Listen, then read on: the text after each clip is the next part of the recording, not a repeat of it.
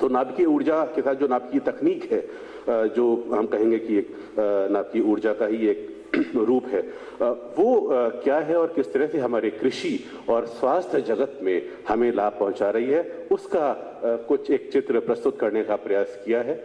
मैं विशेषज्ञ नहीं हूं, मैं एक विज्ञान संचारक हूं और कोशिश की है कि संचार के जरिए जो हमारे विद्यार्थी हैं, जो इस ई सामग्री का लाभ उठाएंगे, इसको देखेंगे, उन तक कुछ बातें पहुंच सकें।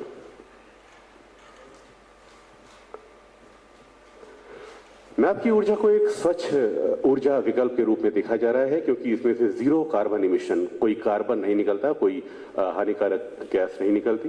भाभा परमाणु अनुसंधान केंद्र द्वारा कृषि और चिकित्सा जगत में जो हमारे नाभिकीय समस्थानिक हैं, आइसोटोप्स हैं, और हमारा जो विकिरण है, रेडिएशन है, नाभिकीय विकिरण है, उसका प्रयोग किया जा रहा है। और आज दुनिया में भाभा परमाणु अनुसंधान केंद्र का नाम है, और यहाँ से बने हुए उपकरण देश में ही नहीं बल्कि दुनिया को सप्लाई किए जा रहे हैं। इनको जानना और समझना आज बहुत आवश्यक है, क्योंकि आज आवश्यकता इस बात की है कि हमारे जो डिसीजन मेकिंग है, जो हम देखते आए हैं कुडनकुलम में और जैतापुर में पिछले सालों से हो रही है, और आज भी वहाँ विरोध जारी है, उस चीज़ों से विरोध करने से पहले चीज़ों को समझना जरूरी है कि हम जिसका विरोध कर रहे हैं क्या वो सही है। नाभिकीय तकनीक का जो इस्तेमाल है, जिस पर इस प्रस्तुतिकरण में चर्चा की गई है, वो फसलों की नई किस्मों का विकास, खाद्य परिरक्षण, चिकित्सीय उत्पादों का रोगाणुनाशन, रेडियो फार्मास्यूटिकल्स का प्रयोग, रेडियो ट्रेसर के माध्यम से पौधों द्वारा ग्रहण किए जाने वाले उर्वरकों का अध्ययन, और विकिरण प्रेरित उत्परिवर्तन या म्यूटेशन से जो रोग प्रतिरोधी फसलों का, पौधों का विकास हो रहा है, उनको इसमें एक संक्षिप्त चर्चा देने का प्रयास किया गया है। आज दुनिया भर में तीव्र विकिरण के सफलतापूर्वक प्रयोग जारी हैं, और एक आंकड़े के अनुसार 1500 से अधिक प्रजातियों का विकास किया जा चुका है, और ये प्रजातियां अपनी मूल प्रजातियों की तुलना में अधिक बेहतर हैं। पैदावार इनकी अच्छी होती है, बीज इनके बड़े होते हैं, और भारी वर्षा और ठंड सहने की क्षमता भी इनमें होती है। यहाँ यह भी समझना आवश्यक है कि ये रेडियो समस्थानिकों की भूमिका क्या है। रेडियो समस्थानिक हम किसे कहते हैं, तो उसको समझाने के लिए मैं संक्षेप में कहना चाहूँगा कि नाभिकीय तकनीक के शांतिपूर्ण अनुप्रयोगों में भूमिका होती है रेडियो समस्थानिकों की। परिभाषा के अनुसार जिन परमाणुओं के परमाणु क्रमांक समान किंतु परमाणु भार अलग होते हैं, उन्हें समस्थानिक कहते हैं। रेडियो सक्रिय तत्वों के समस्थानिक रेडियो समस्थानिक कहलाते हैं। इनमें nitrogen 15, phosphorus 32, sodium 24, manganese 54, iron 59 और कोबाल्ट 60 जैसे रेडियो सक्रिय परमाणु अपनी अतिरिक्त ऊर्जा अल्फा, बीटा और गामा किरणों के जरिए और कुछ हद तक एक्स किरणों के जरिए और इलेक्ट्रॉन्स के जरिए भी निकालकर कृषि, चिकित्सा और उद्योग जगत में बेहतर योगदान दे रहे हैं। रेडियो समस्थानिकों के प्रयोग से बेहतर गुणवत्ता के चिन्हित रासायनिक पदार्थ या लेबल्ड पदार्थ बनाए जा रहे हैं। कुछ हालांकि कुछ रेडियो समस्थानिक प्रकृति में पाए जाते हैं, लेकिन अधिकांशतः जिनका उपयोग चिकित्सा में, कृषि में और उद्योग में होता है, वो विविध श्रेणियों के जो समस्थानिक हैं, उनका उत्पादन भाभा परमाणु अनुसंधान संस्थान में स्थापित नाभिकीय रिएक्टरों में न्यूट्रॉन प्रहार द्वारा किया जाता है। यहाँ हम बात करेंगे अप्सरा रिएक्टर की, जिसका विधिवत उद्घाटन 20 जनवरी 1957 में हमारे प्रधानमंत्री पंडित जवाहरलाल नेहरू के कर कमलों से हुआ, और जिसमें अहम भूमिका, खासी भूमिका थी हमारे देश के महान वैज्ञानिक डॉक्टर भाभा की, होमी जहांगीर भाभा जी की। भाभा परमाणु अनुसंधान केंद्र द्वारा अनुसंधान रिएक्टरों में विविध श्रेणियों के रेडियो समस्थानिकों का उत्पादन किया जा रहा है, और ये भी बहुत गर्व का विषय है कि 50 के दशक में स्थापित इस केंद्र द्वारा नाभिकीय तकनीक के शांतिपूर्ण प्रयोगों के अंतर्गत सैकड़ों अस्पतालों में आज रेडियो समस्थानिक, रेडियो आइसोटोप्स या रेडियो फार्मास्यूटिकल्स का जो है उसकी पहुंच इसी संस्थान के द्वारा कराई जा रही है, और बड़े पैमाने पर कैंसर जैसे रोगों को लड़ने के लिए ये संस्थान एक बहुत महत्वपूर्ण योगदान दे रहा है।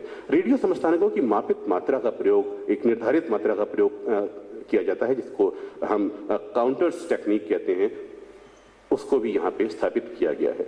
कृषि के क्षेत्र में हम मुख्य 4 बिंदुओं पर चर्चा करेंगे जो विकिरण या रेडियो समस्थानिक से आज हमारे किसानों को मिल रही हैं, जिनका कमर्शियल लेवल पे उत्पादन किया जा रहा है। उसमें पहली है म्यूटेशन ब्रीडिंग या उत्परिवर्तन प्रजनन, मिट्टी की उर्वरता में संलग्न रेडियो समस्थानिक या रेडियो आइसोटोप्स, फसलों को कीड़ों से बचाने के लिए कीट पीड़क प्रबंधन में रेडिएशन का और रेडियो आइसोटोप्स का क्या इस्तेमाल हो रहा है, और खाद्य पदार्थों का संरक्षण जो बहुत महत्वपूर्ण विषय है जिसे हम कहते हैं फूड रेडिएशन, खाद्य किरणीयन, जो विकिरण के द्वारा खाद्य पदार्थों को किस तरह सड़ने से बचाया जा रहा है, संरक्षित किया जा रहा है। सबसे पहले हम बात करेंगे म्यूटेशन ब्रीडिंग की, जिसकी शुरुआत वर्ष 1927 में एच.जे. मुलर ने फलमक्खी ड्रोसोफिला मेलेनोगास्टर और 1928 में एल.जे. स्टाडलर ने मक्के के पौधे से इसकी शुरुआत की, और भारत में 1930 के उत्तरार्ध में ये प्रयोग आरंभ हुए, जिसमें बीजों को एक्सरे द्वारा गुजार कर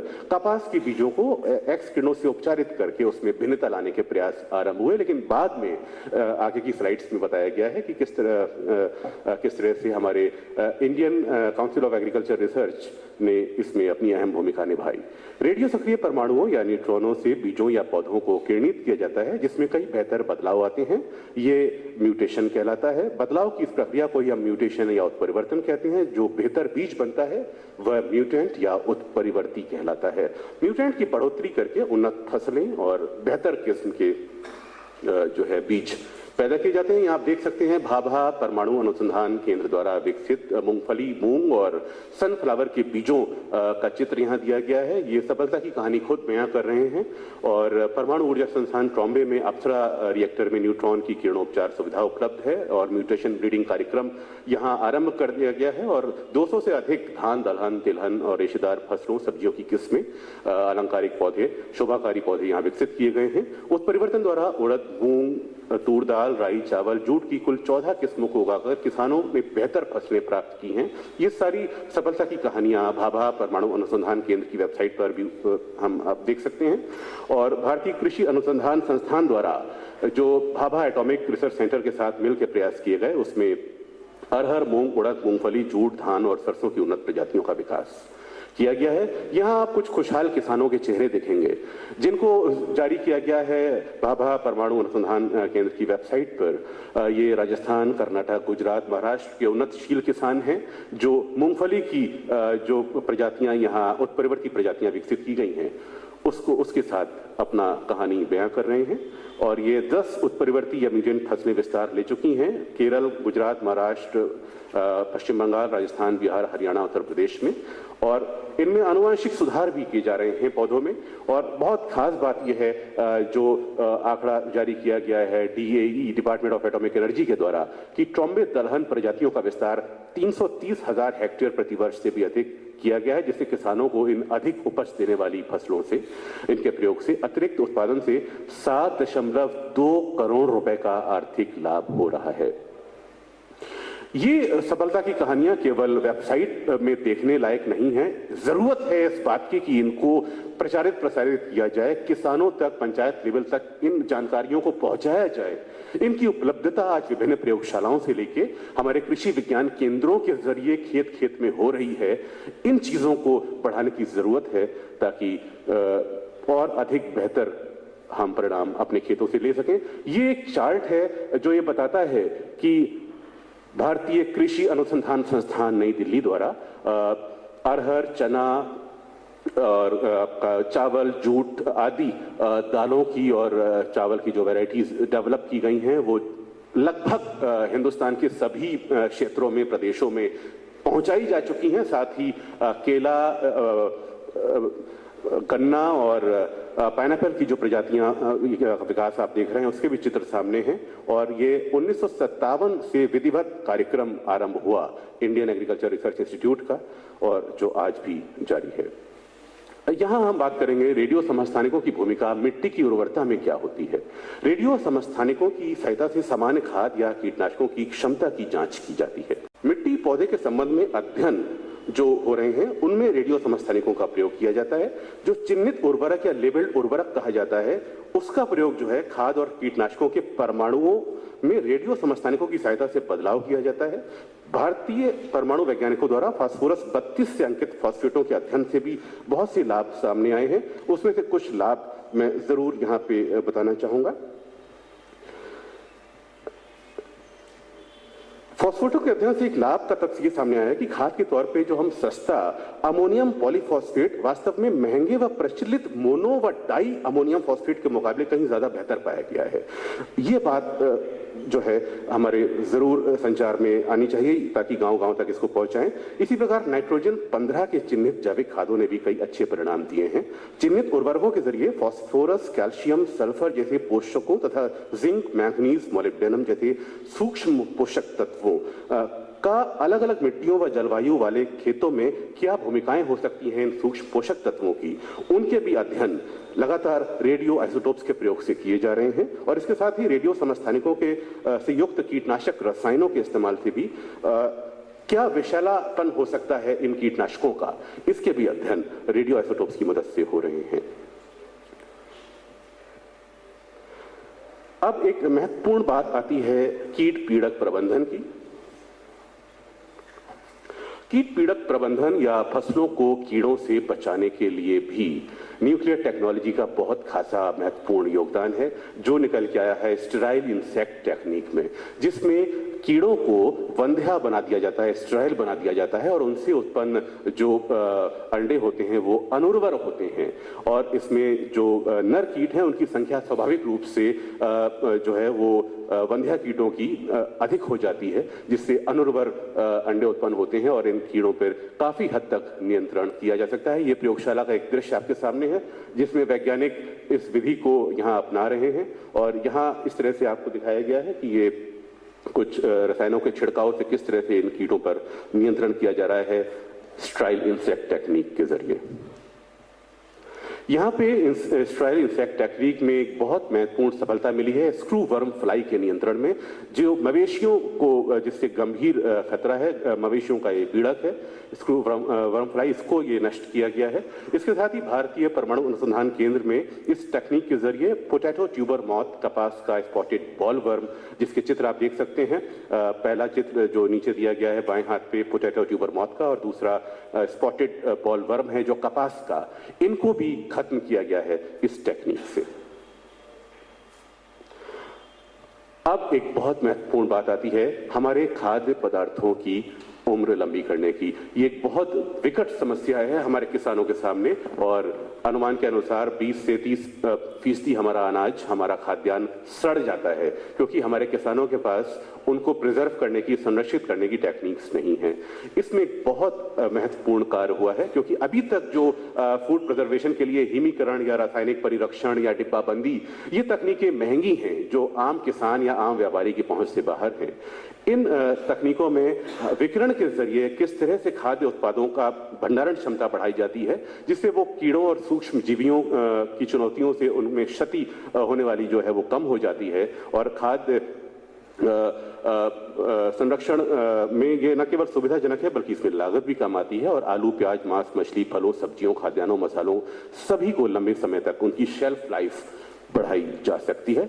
और इस तरह से गामा रेस से बैक्टीरिया को डिके किया जाता है। जो हम चेरी खाते हैं डिब्बे में बंद आती है, लंबे समय तक टिकी रहती है, जो फलों के ठेलों पे हमें मिलती है, वो भी इरेडिएटेड होती है जिसको विकिरण से गुजारा जाता है। और एक और सफलता की कहानी, बहुत अच्छी सफलता मिली है हाफूस आम, जो महाराष्ट्र के नासिक के निकट लासल गांव में उगाया जा रहा है। ये अमेरिका और बहुत से देशों में न केवल ये आम बल्कि बहुत से मसाले भी भेजे जा रहे हैं और इनमें किसी तरह की रंग, गंध या स्वाद में किसी तरह की कोई कमी नहीं होती है।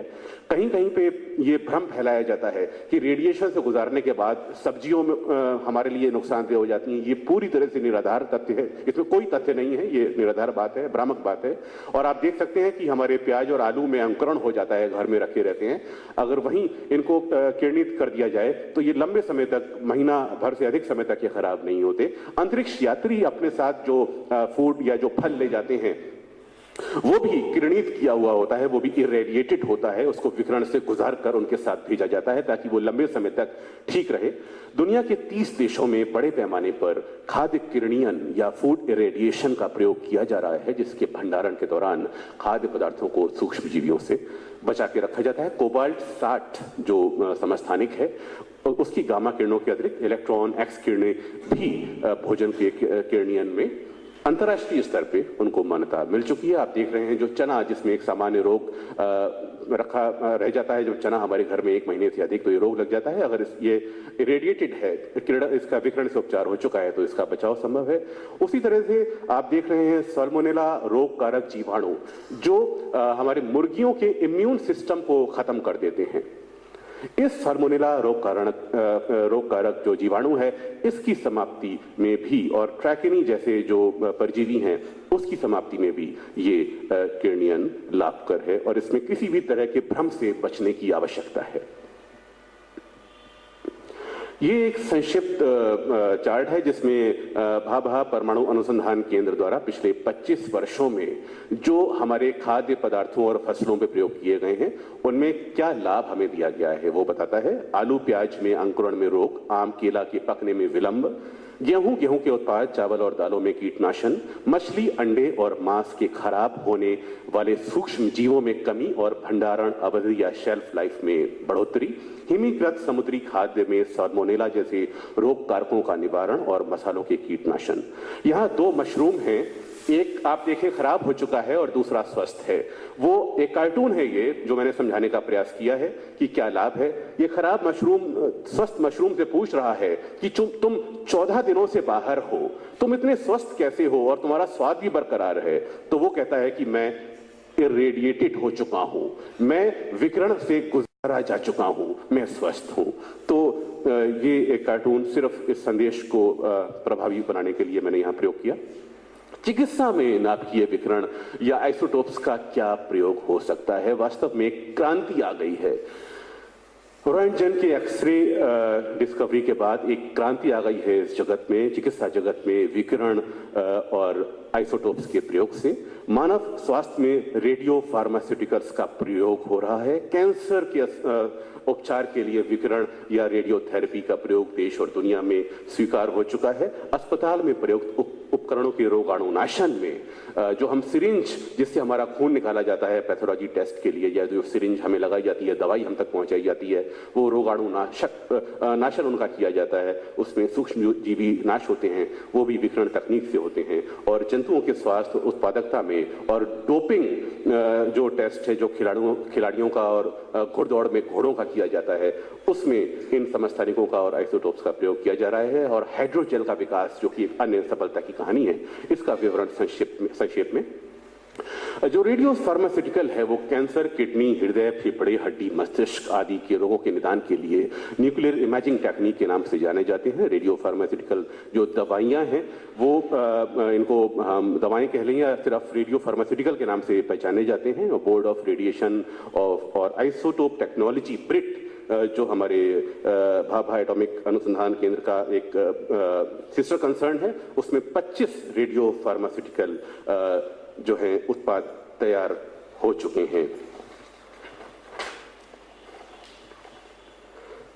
रेडियो फार्मास्यूटिकल दवाओं के संयोजन के लिए विशेष औषधियों का प्रयोग विभिन्न रोगों के निदान के लिए किया जाता है और इनकी निर्माण प्रक्रिया भी बड़ी रोचक है, जैसा कि आप चित्र में देख रहे हैं। रेडियो फार्मास्यूटिकल्स की निर्माण प्रक्रिया में नाभिकीय समस्थानिकों को अन्य तत्वों या फार्मास्यूटिकल यौगिकों के साथ जोड़ा जाता है और इस प्रकार बनाई गई औषधि रेडियो फार्मास्यूटिकल कहलाती है। इसके कारण मनुष्य के आंतरिक भागों के छायाचित्र बगैर किसी चीरफाड़ के लिए जा रहे हैं और आज रेडियो फार्मास्यूटिकल का उपयोग जो है वो देश दुनिया में एक्सेप्ट किया जा चुका है। और ये जो न्यूक्लियर इमेजिंग टेक्निक के जरिए x ray, CT scan, MRI, ultrasound, cancer का उपचार, शल्य चिकित्सा या दवाइयों के स्थान पर भी इनका प्रयोग बखूबी किया जा रहा है। और मैं समझता हूं कि इनके बिना आज रोगों का निदान और उनका उपचार संभव नहीं है। रोएंटगन ने जो पहला एक्सरे अपने हाथ का किया, इसकी एक बहुत रोचक कहानी है। वो चकित थे कि उन्होंने ये क्या आविष्कार कर डाला। उन्होंने अपनी पत्नी को भी दिखाया, बहुत उत्साहित थे। और ये कार्टून भी आप देख रहे हैं कि रोएंटगेन ये समझने का प्रयास कर रहे हैं कि आखिर उन्होंने क्या डिस्कवर कर दिया है, वो ये समझ नहीं पा रहे थे ये कितनी महान उपलब्धि है। और 1895 में एक्सरे ट्यूब के आविष्कार से चिकित्सा क्षेत्र में क्रांति आ चुकी है। एक्सरे की चिकित्सा उपलब्धता से कई बीमारियों का आरंभिक चरण में पता और महिलाओं में स्तन कैंसर के लिए मैमोग्राफी का उपयोग आज किया जा रहा है और डॉक्टरों के द्वारा हड्डियों की जांच और ऑस्टियोपोरोसिस की नैदानिक परीक्षण में और बहुत से रोगों में रेडियो सक्रिय पदार्थ को इंजेक्शन द्वारा प्रविष्ट कराया जाता है हमारे शरीर के अंदर। और विकिरण शरीर में आंशिक रूप से प्रवेश करता है तो ये एक अर्ध प्रतिछाया निर्मित करता है, जैसा आप चित्र में देख रहे हैं, जिसमें अंधेरे और उजाले वाले क्षेत्र होते हैं जिसको देखकर डॉक्टर ये रोग का पता लगा सकता है। ये अनुमान लगाया जाता है कि ये क्या तकलीफ होगी। और फिल्म की हड्डियों की स्पष्ट जो है वो दिखाई देती है उसकी छाया। और आंतों या कार्टिलेज की जांच करनी होती है तो रोगी को एक कंट्रास्ट मीडियम का इंजेक्शन मुंह के जरिए दिया जाता है और ये जिस स्थान पर एक्सरे लेना होता है वहां जाकर ये मात्रा में स्थिर हो जाता है और ये विकिरण को तुरंत अवशोषित कर लेता है। तो इस तरह से विकिरण के प्रयोग खुल के हमारे चिकित्सा जगत में और कैंसर के उपचार में सामने आ रहे हैं। कैंसर में आज रेडियो सक्रिय समस्थानिकों के सफल उपचार आ रहे हैं। हमारी बहुत से जो कामगार हैं, एक ट्रेन चलती है पंजाब के बठिंडा शहर से, उसको कैंसर ट्रेन कहा जाता है। कैंसर के रोगियों की भरमार देश में है। हमारे जो टैनरी उद्योग हो या पीतल उद्योग हो या और भी बहुत से उद्योगों में काम करने वाले हमारे जो कामगार हैं वो बहुत ट्यूमर के शिकार हैं और उनके रोगों के लिए जागरूकता के साथ साथ जो प्रयास हुए हैं वो उस प्रयासों में टाटा स्मारक केंद्र टीएमसी का विशेष रूप से यहाँ उल्लेख करना आवश्यक है। ये एक दुनिया का अग्रणी संस्थान है जो कोबाल्ट 60 और सीजियम 137 जैसे समस्थानिकों पर काम कर रहा है। और यहाँ आप देख सकते हैं भाभाट्रॉन 2 टेलीकोबाल्ट यूनिट। ये भाभा परमाणु अनुसंधान केंद्र की एक बहुत बड़ी उपलब्धि है जो वियतनाम और कई देशों में इस यूनिट को हिंदुस्तान से बना के भेजा जा चुका है। कैंसर के उपचार में रेडियोथेरेपी का अपेक्षाकृत अधिक ऊर्जा वाले विकिरण के साथ उपयोग होता है और इसमें रेडियोथेरेपी में टेलीकोबाल्ट यूनिट का प्रयोग किया जाता है जो शरीर में एक उच्च ऊर्जा का इलेक्ट्रॉन किरण पुंज ट्यूमर वाले स्थान पर पहुंचाया जाता है और इलेक्ट्रॉन किरण पुंज को इस प्रकार निर्देशित किया जाता है कि ये केवल ट्यूमर या कैंसरग्रस्त ऊतकों और कोशिकाओं पर ही अपना प्रहार करे जिससे कि अन्य निकट के जो टिश्यूज हैं या ऊतक हैं उनको क्षति ना पहुंचे। शरीर के आंतरिक अंगों की प्रतिछाया एक्सरे मशीन द्वारा प्राप्त की जाती है और रेडियोथेरेपी का उपयोग थायराइड कैंसर के उपचार में भी किया जा रहा है। हमारे अस्पतालों में जो हमारे रोगाणुनाशक उपकरण प्रयुक्त होते हैं उनके रोगाणुनाशन में उनको रोगों से मुक्त करने के लिए, जैसे मैंने आरंभ में भी बताया, जो सिरिंज है और भी बहुत से उपकरण हैं उनको रोगाणुनाशन किया जाता है। और ये उपकरण जो हमारे पारंपरिक विधियां हैं उनमें जो बहुत ज्यादा टेम्परेचर होता है उसको ये बर्दाश्त नहीं कर पाती और ये पूरी तरह से रोग रहित नहीं हो पाती हैं, रोगाणु रहित नहीं हो पाती हैं, जिसका एक बेहतर उपयोग विकिरण के द्वारा सामने आया है। जंतुओं के स्वास्थ्य और उत्पादकता में नाभिकीय तकनीक के प्रयोग सामने आ रहे हैं। पशु चिकित्सा विज्ञान के क्षेत्र में पशुओं के स्वास्थ्य और उनकी उत्पादकता बढ़ाने में, उनकी नस्लों के सुधार में, आनुवंशिक स्तर के सुधार में भी नाभिकीय तकनीक का प्रयोग सामने आया है। जानवरों की बीमारियों में और जीवाणु संक्रमणों में और जानवरों के गर्भाधान का आरंभिक अवस्था में पता लगाने में रेडियो इम्यूनोएसे RIA तकनीक का प्रयोग किया जा रहा है और ये हमारे खिलाड़ियों में और घोड़दौड़ में घोड़ों में जो उनको एक्स्ट्रा हार्मोन दिए जाते हैं उन एंटीजेंस का भी पता लगाने में, जो डोपिंग हम जिसे कहते हैं, उस छानबीन में भी इस तकनीक का प्रयोग किया जाता है।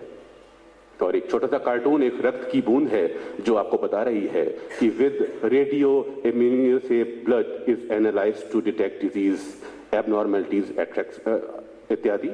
RIA तकनीक से रक्त में जो विसंगतियां हो जाती हैं उनकी जांच की जाती है, यह मोटे तौर पे कह सकते हैं। और ये तकनीक जो है का प्रयोग जो है वो एंटीजेंस जैसे कि हार्मोन इत्यादि के लेवल को नापने में किया जाता है और इसमें एंटीबॉडीज का प्रयोग होता है। और इसको करने के लिए, रेडियो इम्यूनोएसे तकनीक को करने के लिए एक ज्ञात गुणवत्ता के एंटीजन को रेडियो एक्टिव बनाया जाता है गामा किरणों के द्वारा और इस तरह से एक लेबल्ड आइसोटोप को शरीर के अंदर पहुंचाकर रक्त की जांच की जाती है, जिसमें डोपिंग जैसे चीजों की पकड़ सामने आती है। आरआईए तकनीक का प्रयोग प्रतिपिंडों की खोज करने में टीके वैक्सीन को प्रभावी बनाने के लिए भी किया जा रहा है और BRIT board of radiation isotope technology ने आरआईए रिएजेंटों के लिए जो जानकारी विकसित की है और थायराइड जैसे महत्वपूर्ण हार्मोन्स के लिए आईआरए किट्स का निरूपण भी किया है। हाइड्रोजेल का विकास ये भी एक बड़ी सफलता की कहानी है भाभा परमाणु अनुसंधान केंद्र की, जो नेचुरल पॉलीमर्स के प्रयोग से बनाया गया है और ये बाजार में हाइजेल और बहुत से नामों से उपलब्ध है। और ये हाइड्रोजेल प्रचुर मात्रा में इसमें जल धारण करने की क्षमता होती है और हाइड्रोजेल का प्रयोग शरीर के किसी अंग के जल जाने पर औषधि के रूप में किया जाता है और ये इसकी पहुंच आम उपभोक्ता तक, आम बाजार तक कर दी गई है। अब ये अंतिम कुछ स्लाइड है सर, मैं आपसे बस 2-3 मिनट में इसको समाप्त करना चाहूंगा कि आज लोगों में जो न्यूक्लियर एंजाइटी है, चीजों को जानने की उत्सुकता भी है, साथ ही साथ भ्रम भी है। उस भ्रम को तोड़ने की जरूरत है कि नाभिकीय तकनीक या नाभिकीय विकिरण का प्रयोग जो है वो परमाणु बम बनाने में होता है। परमाणु विद्युत संयंत्र जो है वो एक बम की तरह है, जबकि परमाणु विद्युत संयंत्र एक बहुत बड़ी आवश्यकता है आज ऊर्जा के क्षेत्र में, जिसकी जो हम अपने घर में बिजली जलाते हैं वो हमें देखना होगा। हमारे जो संसाधन सीमित हैं, जिनसे अन्य संसाधनों से कोयला और आदि से हमें जो बिजली मिल रही है वो सीमित है, उनकी मात्रा वो खत्म होते जा रहे हैं। उस समय हमें नाभिकीय ऊर्जा के और बेहतर अनुप्रयोगों को जो हिंदुस्तान में हो रहे हैं, हमारे इस देश में किए जा रहे हैं, उनको बढ़ाने की जरूरत है।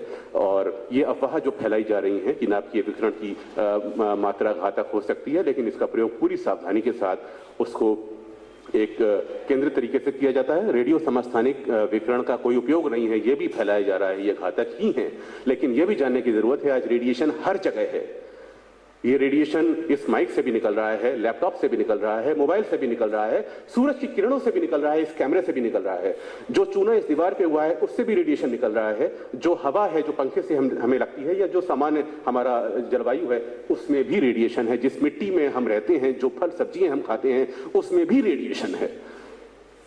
तो यहां पे यह समझाने की जरूरत है कि रेडिएशन से डरने की जरूरत नहीं है। रेडिएशन की एक जो सामान्य मात्रा है जो अंतर्राष्ट्रीय स्तर पे बताई गई है, उससे बहुत कम मात्रा में हम रहते हैं। और जो हमारे नाभिकीय प्रयोग हो रहे हैं, जो नाभिकीय जो रिएक्टर्स लगाए गए हैं, वहां भी इनकी हर दिन जांच होती है। वहां और उसके आसपास रहने वाले लोगों में कितना रेडिएशन है और कितना नहीं, इसकी भी जांच हर दिन होती है, उसके पैमाने बनाए गए हैं। तो इसमें कोई डरने की या अफवाह फैलाने की बात कतई नहीं है। शून्य उत्पादन जो कार्बन उत्सर्जन वाली इस नाभिकीय तकनीक में स्वदेशी शोध हो रहे हैं और इन मिथ्या धारणाओं को खत्म करने की आज जरूरत है। और वास्तविकता क्या है, ये जरूरत है आज समाज के सामने लाने की। यहाँ पे मैं कुछ महत्वपूर्ण पंक्तियां जो हाल ही में नियुक्त Shri Kailash Chandra Purohit, chairman managing director nuclear power corporation of India limited, जो वेबसाइट पर उपलब्ध है उनकी आरंभिक स्पीच, उसका कुछ आवश्यक अंग मैंने आवश्यक बाकी यहाँ लिए हैं। The incident of Japan last year left us with an never before challenge of managing public perception on the global event, जिसमें सुनामी से बड़ा हादसा हुआ था, ना कि नाभिकीय को क्षति पहुंची थी। This challenge become an opportunity for introspection into neighborhood relations and public awareness programs. With the enormous support from all the corners of the country, including center and state governments, eminent personalities, media, public representatives, and the public, nuclear power again come out as safe and clean energy source. और इसी के मद्देनजर विज्ञान प्रसार जिस संस्था से मैं जुड़ा हूं, विज्ञान प्रसार ने अपनी ये जिम्मेदारी समझते हुए पिछले लगभग 1 साल से नाभिकीय तकनीक और नाभिकीय ऊर्जा के लोकप्रियकरण में विज्ञान प्रसार शामिल हो चुका है। ये इस प्रस्तुतिकरण की स्लाइड्स नहीं है सर, मैं माफी चाहता हूं। अंतिम 2 स्लाइडें जुड़ी हैं, लेकिन ये स्लाइड्स मैंने यहां आवश्यक समझा है बताना कि विज्ञान प्रसार का जो काम हो रहा है वो इस दिशा में हो रहा है कि हम पॉलिसी मेकर्स के साथ किसान, युवा, महिलाएं, आम आदमी को ये बताएं, शहर और गांव में रहने वाले आम आदमी को ये बताएं कि ये नाभिकीय तकनीक का क्या सदुपयोग है, ताकि उनकी निर्णय लेने की क्षमता जो है वो सही हो, वो एक सूचना पे आधारित, ज्ञान पे आधारित निर्णय ले सके और भ्रम का या मिसकंसेप्शन का शिकार ना हो। संक्षेप में बताऊंगा कि यहाँ 2 ही उद्देश्य हैं, एक अंधविश्वास या मिथ्या धारणाओं को खत्म करना और लोगों को सुरक्षित जो इनाम की टेक्नोलॉजी है इसके उपयोगों से वाकिफ कराना, इसकी जानकारी देना। कुछ काम हम जो कर रहे हैं ये अगले 2 से 3 महीनों में सामने आने वाला है। 6 फिल्में हम बना रहे हैं नाप की ये तकनीक पे। Indian nuclear power programme, clean energy option and environment, energy shortage in India, nuclear energy is the solution, applications of nuclear technology or nuclear energy, safety of nuclear power plants in India, and corporate responsibilities and environmental stewardship program. इसके अलावा बहुत सारे संसाधन, किताबें, multimedia, CD, poster, radio कार्यक्रम आदि आदि बनाए जा रहे हैं, जो जिनकी तैयारी करीब 1 साल से हो रही है और जो बहुत जल्दी सामने आने वाले हैं। कुछ पोस्टर्स यहाँ मैं लाया था आपके लिए, जिनके उदाहरण ये हैं। और अंतिम स्लाइड जो मैं डॉक्टर होमी जहांगीर भाभा के कथन से यहाँ मैं खत्म करूंगा। मेरे जीवन चेतना की प्रबलता में विस्तार हो। उनका कहना यही था कि हमारा जीवन बहुत छोटा है जिसकी अवधि हम बढ़ा नहीं सकते। हमारे पास ज्ञान एक ऐसी चीज है, जागरूकता, चेतना एक ऐसी चीज है जिसकी प्रबलता को हम बढ़ा सकते हैं। अंतिम लाइनों में जो कहते हैं वो, art, music, poetry and everything else, that consciousness I do have this one purpose, increasing the intensity of my consciousness of life. तो हमें अपनी चेतना की प्रबलता को बढ़ाना है। साइंटिफिक टेम्पर वाले देश में हम रहते हैं। पंडित नेहरू ने 1946 में डिस्कवरी ऑफ इंडिया की अपनी पुस्तक में ये साइंटिफिक टेम्पर हमें दिया है और हमें जागरूक रहने की जरूरत है, अलर्ट, असर्टिव और क्रिएटिव रहने की जरूरत है इस मामले में। धन्यवाद।